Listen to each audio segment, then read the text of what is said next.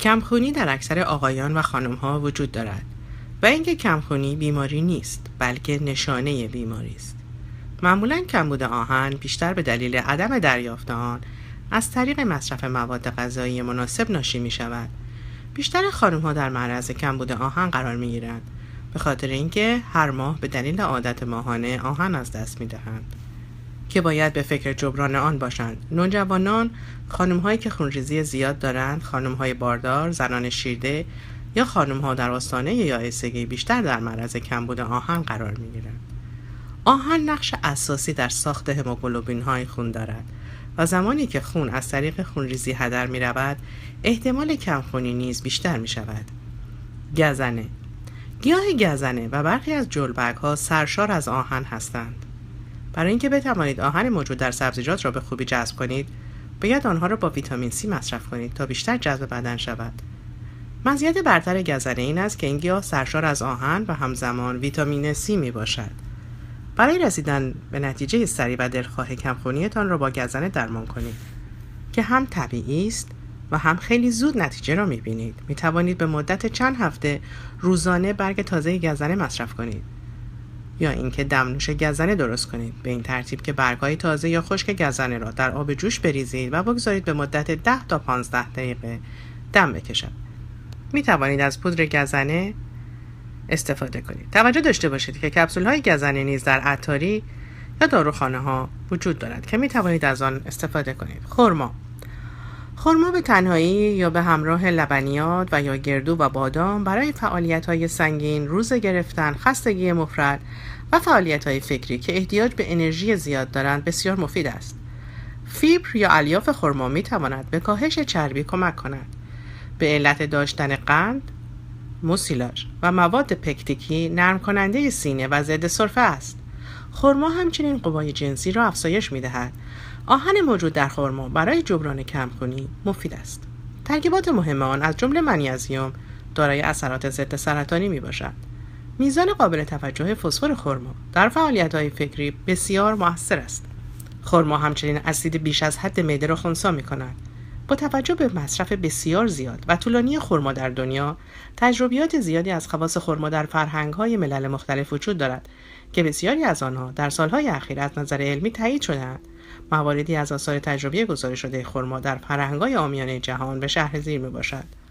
خوردن خرما به تنهایی یا با شیر باعث ایجاد خواب راحت می‌شود. خرما قوای بینایی و شنوایی را تقویت می‌کند. دارای خاصیت ضد میکروب و قارچ بوده و قوای بدن را در برابر امراض افزایش می‌دهد.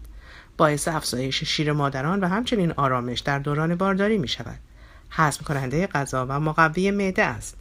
موجب رفع آتش، ضد اسهال و پاک کننده اخلاط سینه است. غیر از موارد بالا، ده‌ها اثر تجربی دیگر در فرهنگ‌های مختلف از خرما گزارش شده است. میزان مصرف. مقدار مصرف خرما در شرایط مختلف بر حسب عدد گزارش نشده است و در حد مصرف خوراکی که در جهان مرسوم است میتوان مصرف نمود. عوارض جانبی. با توجه به اینکه خرما حاوی مقدار زیادی قند میباشد، نباید در مصرف آن افراط نمود. افراد دیابتی نیز با اینکه از خوردن آن محروم نیستند، ولی باید بر حسب وضعیت خود مصرف نمایند.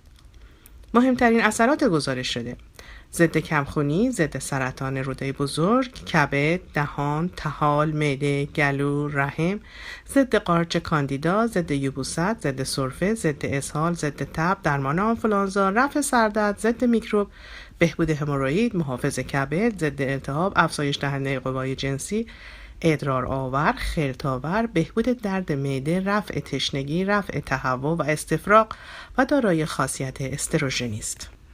پسته. کمبود فولاد میتواند باعث مشکلاتی چون کمخونی مگالوبلاستیک شود. همچنین کمبود این ماده عامل بروز بیماری‌های قلبی عروقی است. با توجه به اینکه پسته حاوی فولاد و آهن میباشد، به بهبود کمخونی کمک میکند. اثرات قلبی عروقی. پژوهش‌های زیاد نشان داده است که مصرف پسته می‌تواند مشکلات قلبی عروقی را کاهش دهد. در مطالعات جدید دلیل این امر را وجود اسیدهای چرب غیر اشباع به مقدار زیاد و مقدار بسیار کم اسیدهای چرب اشباع در روغن پسته می‌دانند.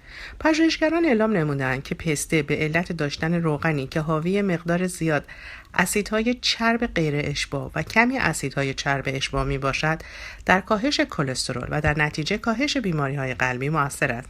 آنها معتقدند که مصرف روزانه 40 گرم مغز پسته چنین تأثیری خواهد داشت. یکی دیگر از دلایل تأثیر پسته در کاهش امراض قلبی عروقی فیبرهای موجود در آن است. مغز پسته حاوی فیبرهای نامحلول به میزان 97% و فیبرهای محلول به میزان 3% می باشد که در فیبرهای نامحلول آن دارای این خاصیت حفاظت قلب هستند.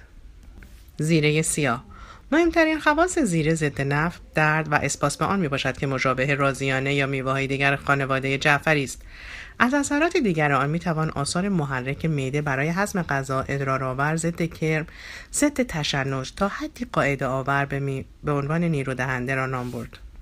عوارض جانبی فرآورده‌های زیر ده حد توصیه شده خوراکی یا دارویی عارضه جانبی ندارند.